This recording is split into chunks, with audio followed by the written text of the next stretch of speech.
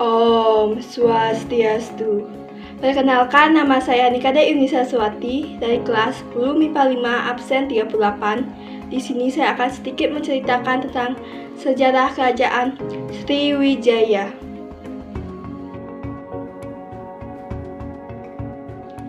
Kerajaan Sriwijaya. Kerajaan Sriwijaya merupakan kerajaan bercorak Buddha yang memiliki hegemoni di wilayah Indonesia bagian barat sekitar abad ke-7 hingga abad ke-13 Masehi. Hegemoni yang dimaksud di sini adalah kekuasaan. Jadi, kerajaan Sriwijaya itu memiliki kekuasaan di Indonesia bagian barat. Kerajaan Sriwijaya merupakan kerajaan maritim terbesar yang pernah ada di Indonesia dan juga merupakan tempat belajarnya agama Buddha. Berdasarkan prasasti-prasasti yang ditemukan, kerajaan Sriwijaya terletak di Palembang, Sumatera. Makna dari kata Sriwijaya. Dalam bahasa Sanskerta, Sri yang berarti gemilang atau bercahaya dan Wijaya berarti kejayaan atau kemenangan, maka makna dari Sriwijaya adalah kejayaan yang gemilang. Sumber sejarah kerajaan Sriwijaya. Sumber sejarah kerajaan Sriwijaya dibagi menjadi dua, yaitu sumber intern dan sumber ekstern. Sumber intern terdiri dari prasasti-prasasti sebagai berikut. Yang pertama ada prasasti Kutukan Bukit.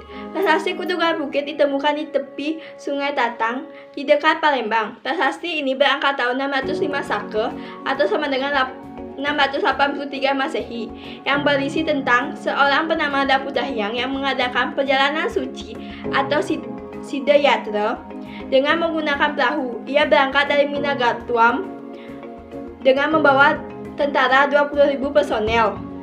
Selanjutnya ada prasasti Talang Tuo. Prasasti Talang Tuo ditemukan di sebelah barat kota Palembang di daerah Talang Tuo. Prasasti ini berangkat tahun 606 Sake atau sama dengan 684 Masehi, yang berisi tentang pembangunan sebuah taman yang disebut dengan Sri Kshetra. Selanjutnya prasasti Telaga Batu. Prasasti Telaga Batu ditemukan di Palembang. Prasasti ini tidak memiliki angka tahun. Prasasti ini berisi tentang kutukan-kutukan menakutkan bagi mereka yang berbuat kejahatan. Selanjutnya ada prasasti Kota Kapur. Prasasti Kota Kapur ditemukan di Pulau Bangka. Berangkat tahun 608 Sake atau sama dengan 656 Masehi, yang berisi tentang permintaan kepada para dewa agar menjaga kedaulatan kerajaan Sriwijaya dan menghukum setiap orang yang bermaksud jahat. Selanjutnya ada prasasti Karangberahi. Prasasti Karangberahi ditemukan di Jambi pada tahun 608 Sake atau sama dengan 686 Masehi. Prasasti ini berisi tentang prasasti Kota Kapur. Selain itu juga ada prasasti Ligor yang berangkat tahun 775 Masehi, prasasti Semenanjung Melayu, dan prasasti Nalanda di India Timur.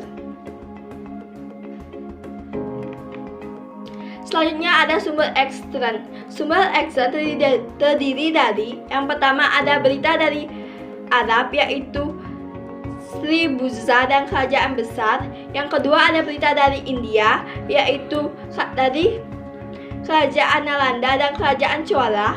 Selanjutnya ada berita dari Cina, yaitu Insting yang menerjemahkan kitab agama Buddha. Kehidupan agama Kerajaan Sriwijaya. Menurut berita dari Insting, pada abad ke-7 Masehi, di Sriwijaya terdapat 1000 biksu agama Buddha di bawah bimbingan Sakyakirti. Kehidupan ekonomi Kerajaan Sriwijaya. Kerajaan Sriwijaya menguasai urat-nadi jalur perdagangan seperti Tanah Gentingkra, Selat Malaka, Selat Sunda, dan juga memberikan perlindungan kepada para pedagang di perairan Asia Tenggara. Selain itu, kekayaan Kerajaan Sriwijaya juga diperoleh dari 1. Biaya masuk dan keluar bandar-bandar Sriwijaya. Kedua, ada biaya cukai semua kapal yang melalui perairan Asia Tenggara.